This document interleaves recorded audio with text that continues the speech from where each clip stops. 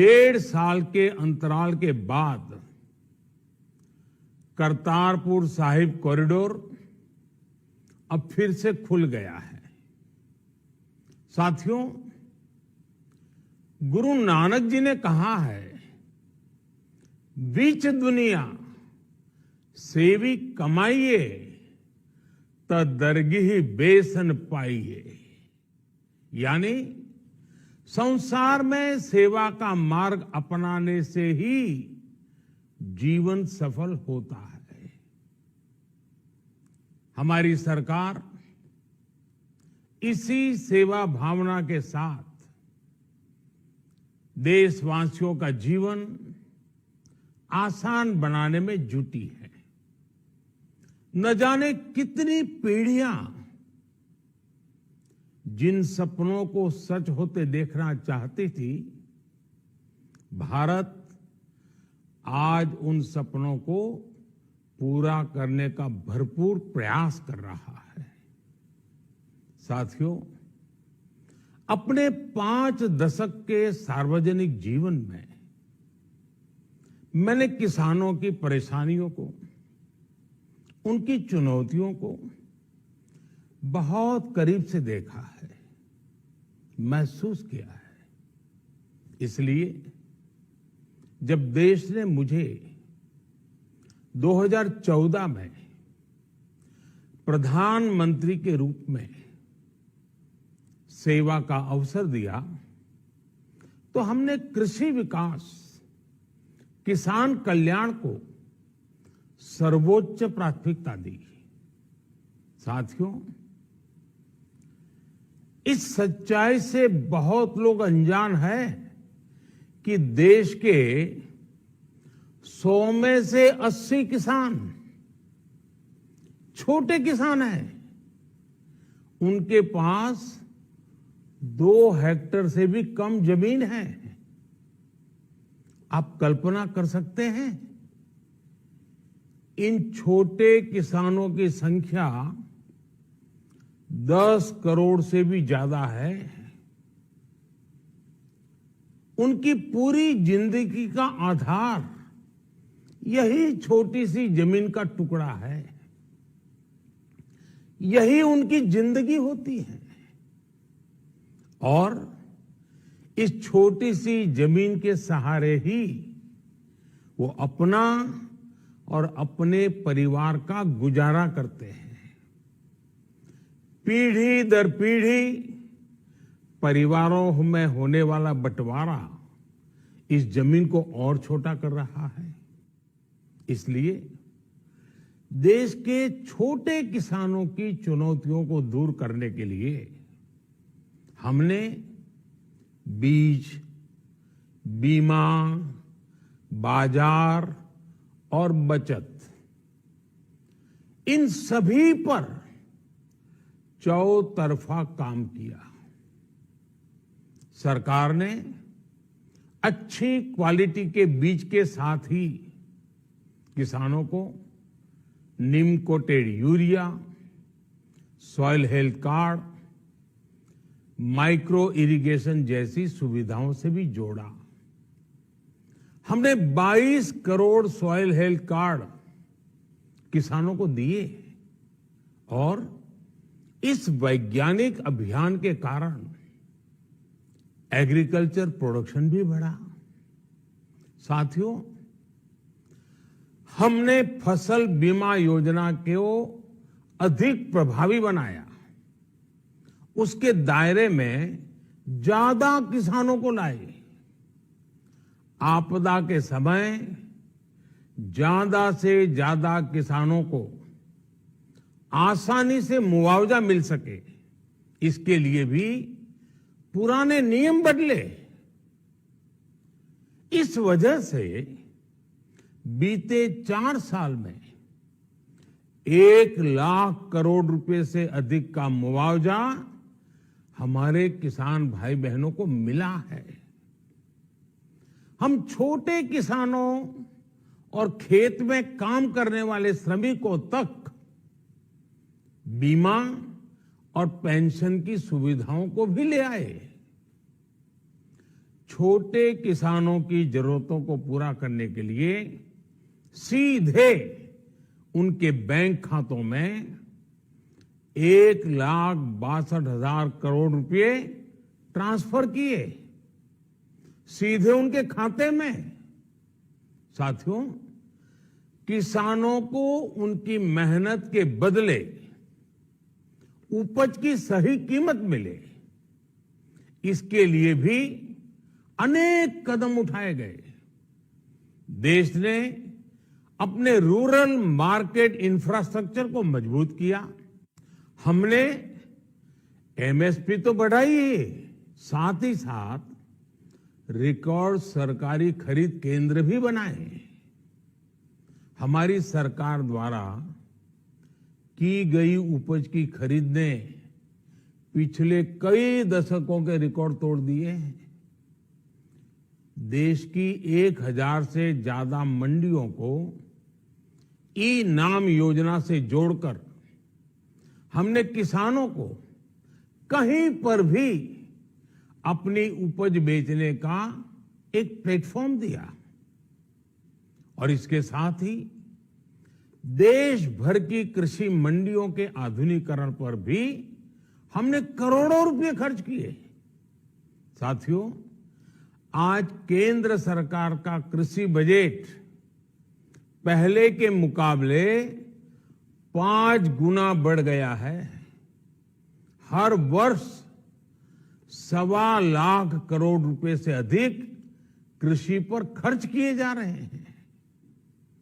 1 लाख करोड़ रुपए के agriculture infrastructure fund के माध्यम से गांव और खेत के नजदीक भंडारण, इसकी व्यवस्था, कृषि उपकरण जैसी अनेक सुविधाओं का विस्तार, ये सारी बातें तेजी से हो रही है।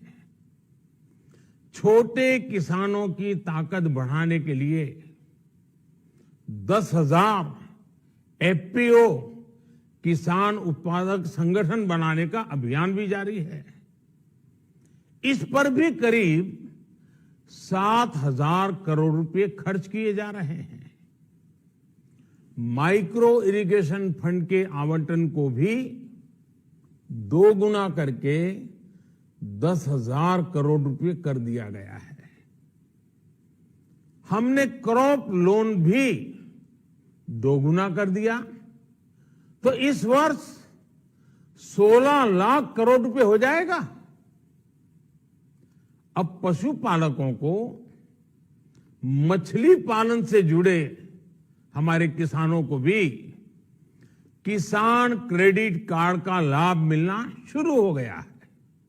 यानी हमारी सरकार किसानों के हित में हर संभव कदम उठा रही है, लगातार एक के बाद एक नए कदम उठाती जा रही है। किसानों की आर्थिक स्थिति सुधरे, उनकी सामाजिक स्थिति मजबूत हो, इसके लिए पूरी ईमानदारी से काम कर रही है। साथियों, किसानों की स्थिति को सुधारने की इसी महाअभियान में देश में 3 कृषि कानून लाए गए थे। मकसद ये था कि देश के किसानों को, खासकर छोटे किसानों को और ताकत मिले, उन्हें अपनी उपज की सही कीमत और उपज बेचने के लिए ज्यादा से ज्यादा विकल्प मिले। बरसों से ये मांग देश के किसान, देश के कृषि विशेषज्ञ, देश के कृषि अर्थशास्त्री, देश के किसान संगठन लगातार कर रहे थे। पहले भी कई सरकारों ने इस पर मंथन भी किया था। इस बार भी संसद में चर्चा हुई, मंथन हुआ और ये कानून लाए गए। देश के कोने कोने में कोटि कोटि किसानों ने, अनेक किसान संगठनों ने इसका स्वागत किया, समर्थन किया। मैं आज उन सभी का बहुत बहुत आभारी हूं, धन्यवाद करना चाहता हूं। साथियों, हमारी सरकार किसानों के कल्याण के लिए, खासकर छोटे किसानों के कल्याण के लिए, देश के कृषि जगत के हित में, देश के हित में, गांव गरीब के उज्जवल भविष्य के लिए पूरी सत्यनिष्ठा से, किसानों के प्रति पूर्ण समर्पण भाव से, नेक नियत से ये कानून लेकर आई थी। लेकिन इतनी पवित्र बात, पूर्ण रूप से शुद्ध किसानों के हित की बात, हम अपने प्रयासों के बावजूद कुछ किसानों को समझा नहीं पाए। भले ही किसानों का एक वर्ग ही विरोध कर रहा था, लेकिन फिर भी ये हमारे लिए महत्वपूर्ण था।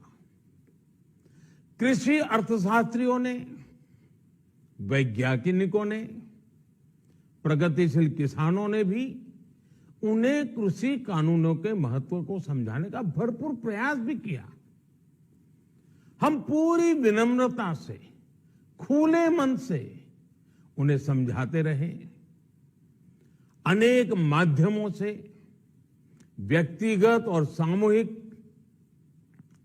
बातचीत भी लगातार होती रही। हमने किसानों की बातों को, उनके तर्क को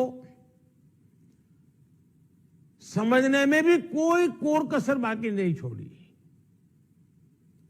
कानून के जिन प्रावधानों पर उन्हें ऐतराज था, सरकार उन्हें बदलने के लिए भी तैयार हो गई।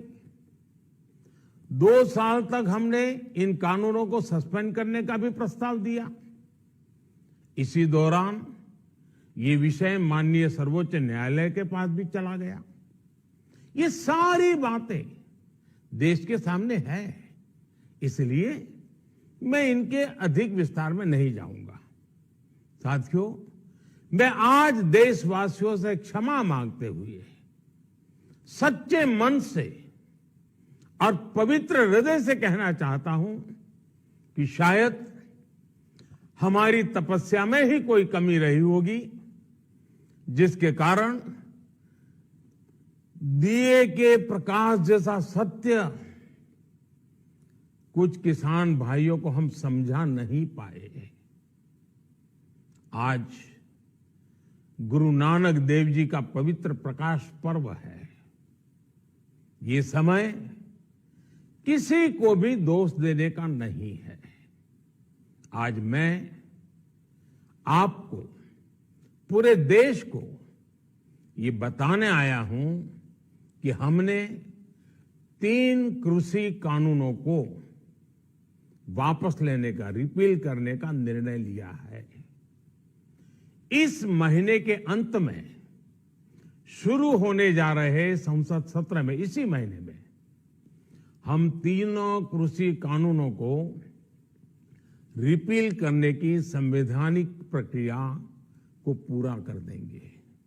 साथियों, मैं आज अपने सभी आंदोलनरत किसान साथियों से आग्रह कर रहा हूं, आज गुरु पर्व का पवित्र दिन है। अब आप अपने अपने घर लौटे, अपने खेत में लौटे, अपने परिवार के बीच लौटे। आइए एक नई शुरुआत करते हैं, नए सिरे से आगे बढ़ते हैं। साथियों, आज ही सरकार ने कृषि क्षेत्र से जुड़ा एक और अहम फैसला लिया है। 0 बजट खेती यानी प्राकृतिक खेती को बढ़ावा देने के लिए, देश की बदलती आवश्यकताओं को ध्यान में रखकर क्रॉप पैटर्न को वैज्ञानिक तरीके से बदलने के लिए एमएसपी को और अधिक प्रभावी और पारदर्शी बनाने के लिए ऐसे सभी विषयों पर भविष्य को ध्यान में रखते हुए निर्णय लेने के लिए एक कमेटी का गठन किया जाएगा। इस कमेटी में केंद्र सरकार, राज्य सरकारों के प्रतिनिधि होंगे, किसान होंगे, कृषि वैज्ञानिक होंगे, कृषि अर्थशास्त्री होंगे। साथियों, हमारी सरकार किसानों के हित में काम करती रही है और आगे भी करती रहेगी। मैं गुरु गोविंद सिंह जी की भावना में अपनी बात समाप्त करूंगा। देहि शिवावर मोहे इहे, शुभ कर्मन ते कबहू न टरो। हे देवी, मुझे ये वर दीजिए कि मैं शुभ कर्म करने से कभी पीछे ना हटूं। जो किया किसानों के लिए किया, जो कर रहा हूं देश के लिए कर रहा हूं। आप सभी के आशीर्वाद से मैंने मेहनत में पहले भी कोई कमी नहीं की थी। आज मैं आपको विश्वास दिलाता हूं कि अब और ज्यादा मेहनत करूंगा ताकि आपके सपने साकार हो सके, देश के सपने साकार हो सके। आपका बहुत बहुत धन्यवाद। नमस्कार।